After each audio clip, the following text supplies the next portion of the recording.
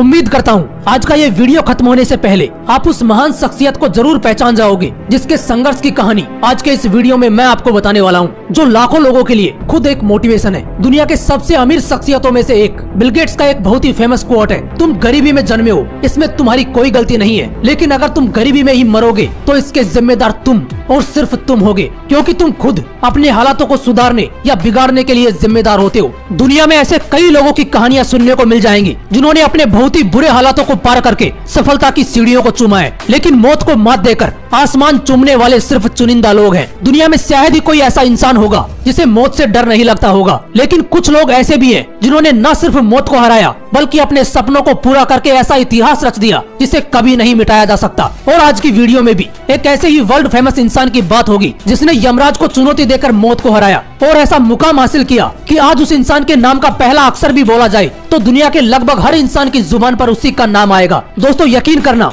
आज की ये रियल लाइफ स्टोरी न सिर्फ आपको अपने सपनों को पूरा करने के लिए एनकरेज करेगी बल्कि जिंदगी जीने का एक नया तरीका आपके सामने रख देगी। So let's start the story. आज से 37 साल पहले 5 फरवरी 1985 में यूरोप के एक बेहद ही खूबसूरत देश पुर्तगाल में एक ऐसे बच्चे का जन्म हुआ था जो शायद पैदा होने से पहले ही इस दुनिया को अलविदा कह देता। आप शायद सोच रहे होंगे कि उसे कोई बीमारी होगी, लेकिन नहीं, खुद उसके माँ बाप उसे मारने वाले थे, मगर जानबूझ के नहीं बल्कि उनकी वो मजबूरी थी। दरअसल उसकी माँ लोगों के घरों में जाके खाना बनाने का काम करती थी और उसके पिता शहर के म्युनिसिपालिटी में माली का काम करते थे। इस बच्चे के जन्म से पहले इनको 2 बेटे और एक बेटी थी। वो दोनों अपने 3 बच्चों के साथ कच्ची छत वाले एक टूटे फूटे मकान में रहा करते थे। दोनों को इन 3 बच्चों के लिए 2 वक्त का खाना नसीब कराना भी बहुत मुश्किल हो रहा था और उसी में माँ चौथे बच्चे को लेकर प्रेग्नेंट थी। उस माँ को लगने लगा था कि इन 3 बच्चों को पालने में ही जान निकली जा रही है, तो इस चौथे बच्चे को कैसे पाल पाएंगी। उस माँ ने अपने दिल पर पत्थर रखकर अबॉर्शन कराने का सोचा। वो कई डॉक्टर्स के पास गई, लेकिन हर डॉक्टर ने अबॉर्शन करने से इनकार कर दिया। जन्म के बाद बच्चे को एक अच्छा भविष्य मिल पाएगा कि नहीं, इस बात को लेकर एक तरफ चिंता तो दूसरी ओर एक बच्चे को जन्म देने की माँ को कहीं ना कहीं खुशी भी थी। डॉक्टर्स के अबॉर्शन से इनकार करने के बाद उस माँ ने बच्चे को जन्म दिया। किसे पता था कि पैदा होना माँ की खुशनसीबी होने वाली है। किसे पता था कि वो जिस बच्चे के भविष्य को लेकर चिंता में थी वो भविष्य का सबसे बड़ा सुपरस्टार प्लेयर बनने वाला है। लेकिन आज जिसे हम सुपरस्टार प्लेयर के रूप में जानते हैं, उसका सुपरस्टार बनने तक का सफर उतना आसान नहीं था। उसके जन्म की तरह ही उसके सुपरस्टार प्लेयर बनने का सफर भी बड़ी बड़ी चुनौतियों से भरा हुआ था। ये बच्चा छोटी उम्र से ही पढ़ाई में बेहद कमजोर था, लेकिन ऐसा तो नहीं है कि जो पढ़ाई में झंडे न गाड़ पाया हो वो जिंदगी में भी कुछ नहीं कर पाएगा। हर किसी के पास किसी न किसी स्किल के रूप में टैलेंट मौजूद होता ही है, बस सही वक्त पर उसे पहचानने की जरूरत होती है। जो इंसान जितनी जल्दी खुद के अंदर छिपे टैलेंट को पहचानेगा वो उतनी ही जल्दी उस फील्ड का महारथी बनेगा। हमारे हीरो का टैलेंट फुटबॉल खेलना था। शायद उसने बहुत कम उम्र में ही अपने फुटबॉल खेलने के टैलेंट को जान लिया था। टैलेंट का मतलब सीधा सा है कि जिस चीज के बारे में आपको नॉलेज है और जिसमें आपको सबसे ज्यादा इंटरेस्ट है, अगर उसकी जी जान से प्रैक्टिस की जाए तो वही आपका टैलेंट बन जाता है। ठीक ऐसा ही उसके साथ था। उसे फुटबॉल खेलने में किसी भी दूसरी चीज से ज्यादा इंटरेस्ट था। उसे नहीं पता था कि आगे यही इंटरेस्ट उसे सुपरस्टार प्लेयर बनाने के लिए उसकी राह देख रहा है। उसने अपने इंटरेस्ट पर किसी दूसरी चीज का बिल्कुल भी प्रभाव नहीं पड़ने दिया।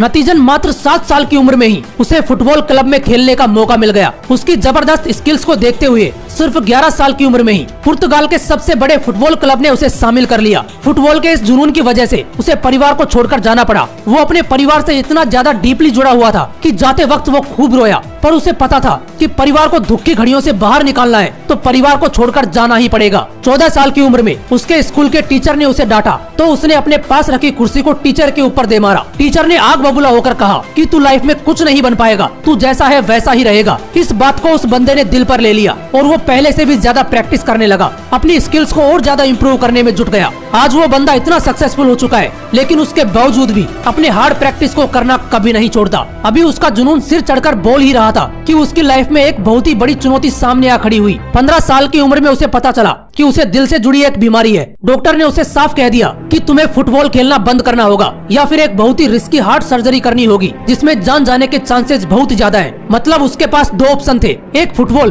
और दूसरी उसकी जान। उसने फुटबॉल के लिए अपनी जान दांव पर लगा दी। कहते हैं ना कि जिंदगी से लड़के अगर खुद का हौसला बुलंद रखा जाए तो मौत भी तुम्हारे आगे झुक जाएगी। उस लड़के ने तो जान के आगे अपने पैशन को चुना था, मौत को तो उसके सामने झुकना ही था। वो मौत के मुंह से बाहर निकल कर आया। कुछ दिनों के ब्रेक के बाद उसने फिर से पूरे जोर के साथ फुटबॉल की प्रैक्टिस करना शुरू कर दिया। 18 साल की उम्र में उसे एक बहुत बड़े फुटबॉल क्लब ने 24 मिलियन यूरोज की भारी रकम के साथ खरीद लिया। उस वक्त किसी भी 18 साल के प्लेयर को दी गई ये सबसे बड़ी रकम थी। अभी कामयाबी की राह शुरू ही हुई थी कि उसकी लाइफ की सबसे बड़ी ट्रेजेडी उसके सामने आ खड़ी हुई। 2005 में शराब पीने की वजह से उसके पिता की मौत हो गई। इस घटना ने उसको हिलाकर रख दिया, क्योंकि वो उसके पिता ही थे जो हर बात को लेकर उसे सपोर्ट करते थे। वो हर बात अपने पिता से शेयर करता था। उसके पिता की मृत्यु के 3 साल बाद उसके फुटबॉल स्किल्स ने उसे दुनिया का सबसे महंगा प्लेयर बना दिया। उसके कोच बताते हैं कि एक बार वो रात में खिड़की से नीचे पेड़ों की तरफ देख रहे थे। उन्हें वहाँ एक आदमी दिखाई दिया। उन्हें लगा कि वो कोई चोर होगा, लेकिन वो कोई और नहीं